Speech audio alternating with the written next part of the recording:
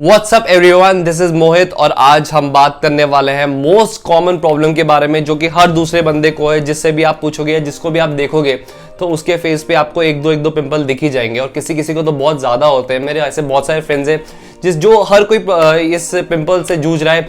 एक एज में मैं भी बहुत ज़्यादा इस पिंपल्स के मारे सफ़र करता था और बहुत ही मेरी ऑयली स्किन है। सो गाइज, आपने बहुत सारे स्किन केयर रूटीन्स कर रहे होंगे, बहुत सारे कर रहे होंगे आप, और बहुत महंगे महंगे फेस वॉश भी आपने यूज करे होंगे, तब भी आपके पिंपल्स नहीं जा रहे होंगे। मेरे भी नहीं जा रहे थे। बट आपके पिंपल्स अगर नहीं जा रहे हैं तो मैं आपको ऐसी 5 हैबिट्स बताऊंगा जिसको आप करके या जिससे आप बच के उस पिंपल्स से की प्रॉब्लम से बच सकते हैं। सो गाइज, आज हम बात करेंगे 5 habits that worsening your acne. तो आपको 5 हैबिट्स वो रोकनी है और अगर करनी है तो किस हिसाब से करनी है वो भी मैं आपको बताऊंगा। तो guys, let's discuss about the 5 habits that worsening your acne. Let's go. तो guys, number 1, don't touch your face. यार मतलब हमारे हर दूसरे बंदे को ना ये मतलब आदत होती है, एक ह्यूमन नेचर होता है इंसान का कि भाई जब भी हमारा अगर फेस पे इरिटेशन होगी या इचिंग होगी तो हमारा हाथ सीधा, हमारे फिंगर्स सीधा फेस पर जाती है, जो कि बहुत ज़्यादा गलत है। अगर आप ये हैबिट रखोगे अपने साथ हमेशा तो आपको आपके पिंपल्स कभी जाएंगे नहीं, क्योंकि आप जिस चीज़ का ट्रीटमेंट कर रहे हो आप उसी को बार बार छेड़ोगे तो वो ठीक होगी नहीं कभी। उसको अपना स्पेस दो भाई। अगर पिंपल्स को आपने छोड़ा, मतलब उसको थोड़ा क्लियर रखा, आपने ज़्यादा जर्म्स नहीं लगाया उस पर, तभी आपका वो पिंपल सही से जाएगा ना। तो उसको जाने तो दो भाई। तो सबसे पहले तो आपको फेस पे टच नहीं करना है बिल्कुल भी अपना हाथ। क्यों? अब मैं रीज़न बता देता हूँ। इसलिए क्योंकि जो आपका हाथ है, सबसे ज़्यादा आपकी बॉडी में जो बैक्टीरिया होता है, जर्म्स होते हैं, वो आपके हाथ में होता है। सो आपके हाथ और आपके फिंगर्स अगर आपके फेस पर जाएंगे तो बहुत ज़्यादा वो और चीज़ें बढ़ा देगा। सो बेसिकली यार आपको फेस पर टच नहीं करना है। और जब भी आप अगर टच करो तो उसी टाइम करो जब आप फेस वॉश कर रहे हो। और फेस वॉश कर रहे हो तो हाथ धो के करना प्लीज़।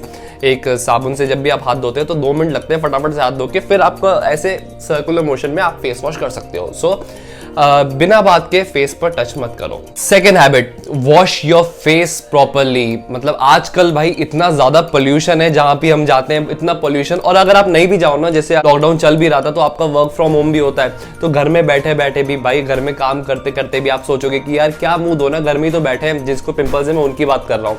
तो भाई घर में बैठे बैठे भी आपकी स्किन में बैक्टीरियाज चले जाते हैं इतने ज़्यादा, मतलब हवा में ही बहुत सारे जर्म्स होते हैं, तो आपको स्किन को अपनी वॉश करना ही पड़ेगा।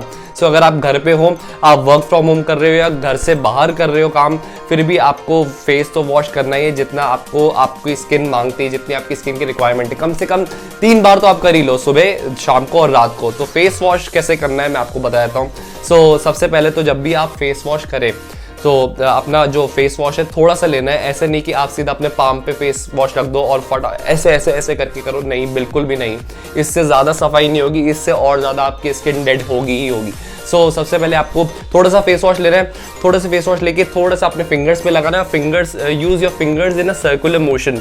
आपको ऐसे ऐसे करके अपना फेस वॉश यूज़ करना है, ज़्यादा ऐसे ऐसे रगड़ रगड़ के आपको नहीं करना है। इससे आपकी बहुत ज़्यादा स्किन इरिटेट हो जाएगी और फिर पिंपल्स और ज़्यादा फैल जाएंगे और ज़्यादा बैक्टीरिया फैल जाएगा पिंपल्स का। फेस वॉश कर लिया भाई। फेस वॉश करने के बाद सीधा जब भी आप अपना मुंह पोंछेंगे, ऑब्वियसली मुंह तो पोंछेंगे ही ना, तो मुंह पोंछोगे तो ऐसे ऐसे मुंह नहीं पोंछना है आपको, ऐसे ऐसे नहीं पोंछना है, हल्का हल्का पैट करना है ऐसे ऐसे करके ड्राई टॉवल से, ठीक है, ताकि आपके फेस पर ज़्यादा वो इचिंग भी ना हो और ज़्यादा ड्राई भी ना हो फेस। तो ऐसे ऐसे करके आपको पैट करना है, ठीक है। सो गाइज, ये थी सेकंड हैबिट। अब चलते हैं थर्ड हैबिट पे, ठीक है। So third habit, don't be a pimple popper. यार जो जिसको पिंपल्स होते हैं ना उनसे पूछो, मेरे से ही पूछ लो यार। जब भी मुझे ना कहीं पार्टी वगैरह में जाना होता था तो उसी टाइम बिल्कुल नाक के बीच में पिंपल आ जाता था मेरा, और बहुत ही बड़ा पिंपल आता था जो अलग ही हाईलाइट होता था कि हाँ भाई पिंपल भी साथ में शादी में आया, पिंपल भी साथ में पार्टी में आया।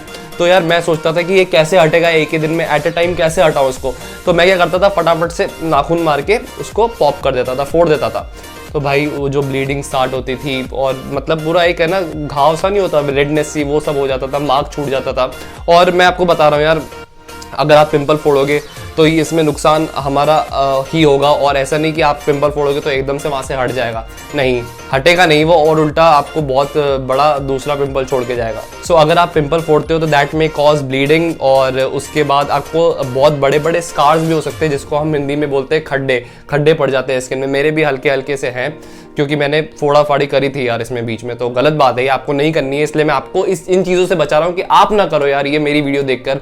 सो आज से प्रतिज्ञा लो, आज से मेरे को प्रॉमिस करो कि आप अपना फेस ना छेड़ोगे, ना उसको पिंपल को पॉप करोगे, ना पिंपल को फोड़ोगे, क्योंकि that will make your pimple problem even worse. So fourth is keep your hair clean. Most important है यार ये, क्योंकि अगर आपकी ऑयली स्किन है, ऊपर से आप हेयर ऑयल लगाओगे और ज्यादा, तो उससे और ज्यादा स्किन में ऑयल जनरेट हो जाएगा और उससे पिंपल्स निकल जाएंगे।